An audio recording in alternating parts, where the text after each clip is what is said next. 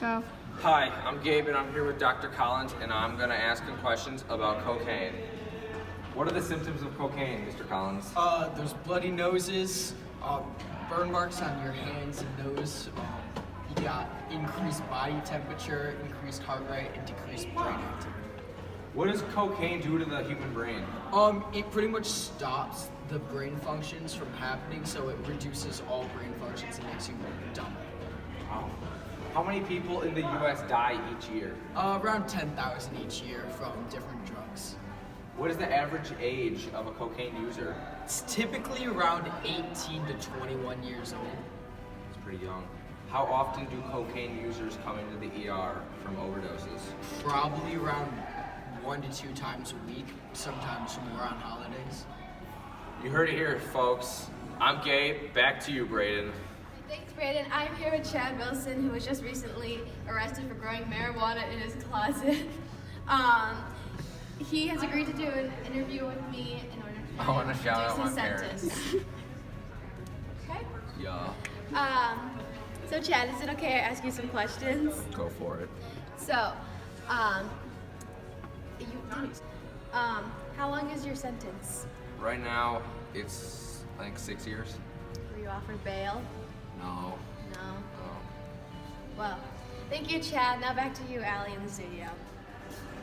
Thank you, Allie. As you can see here, we have the dead body of Brad Christopher Stevenson III, an 18-year-old man who recently died at Rochester Adams High School. Brad died of an overdose of heroin, ecstasy, cocaine, and marijuana all at the same time.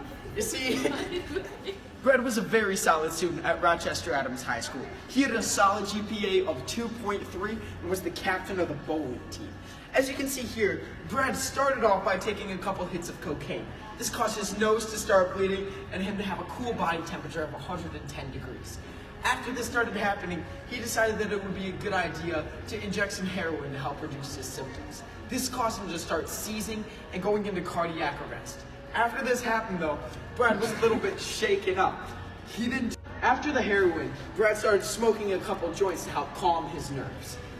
But he suddenly thought that he had a Spanish test in an hour, so then he took a couple ecstasy pills. This caused him to overdose and die. We have with us Brad's girlfriend to tell us a little bit more about what happened to him. Here we have Brad's girlfriend. Can you tell us a little bit about what he was like? Brad was a caring and loving guy. He always put me first. I could never see him doing any hardcore drugs. He did drink here and there, but it was usually at a holiday or with family. I always loved watching him at his bowling tournaments. He was an A-plus bowler. He and I had plans to move to the Pennsylvania State University, New Kensington campus of the Commonwealth for his bright future. He was going to be a bowler there, and then he died. But I miss him. Thank you. Now back to you, Braden.